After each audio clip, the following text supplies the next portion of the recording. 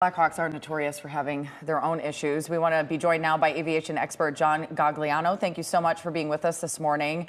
I want to talk about, I've been listening to the air traffic control audio that's been released so far this morning, and that Blackhawk, in my opinion, has given pretty clear instructions to pass behind the airplane.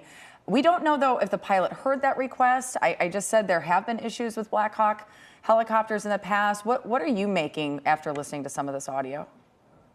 I don't think it was an issue with the helicopter. I think it was the air traffic controller gave an instruction to the Black Hawk pilot to see the American flight, and he acknowledged that he saw it. And then he was told to pass behind it. What I think is that, especially at this early stage, is that the Black Hawk pilot never saw the American flight or had it confused with other lights in the background. The skyline of DC is lit up real bright at night. Just like the skyline of Los Angeles, and there are confusing lights for a pilot, especially a helicopter pilot that's pretty low. Talk about the challenges of just flying in and around that airport, that airspace. It is one of the busiest in the world, and there are military training facilities right next to it. What is it like there, and do you think that something will change after this?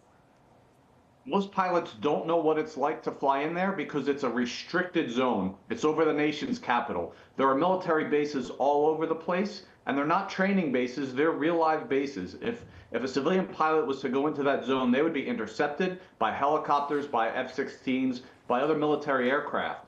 So most pilots don't know what it's like to fly in there. You need special permission as a pilot to fly into and out of Regan Airport. And so it's a very safe area because there are actually, even though it's a busy airport, there are no civilian pilots in Cessnas or other aircraft flying around that zone. That's interesting. We also saw this morning that Virginia Senator Mark Warner is making a statement raising concerns over the airspace congestion there. So you're saying there's no civilian flights, but there are. I was reading Congress has actually petitioned to have a lot more direct flights for themselves to get back home to their constituents. What are your thoughts on having these military training facilities next to one of the busiest runways, as it's called, in the world? Well, you have to have military bases around DC to protect the nation's capital and the nation's infrastructure that's there.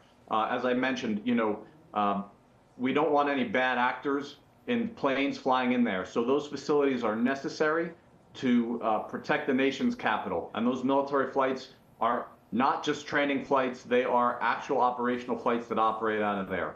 I think it's necessary. Obviously, there's going to have to be some a really significant inquiry into what happened here and rule changes to ensure that this confusion and this tragedy never happens again.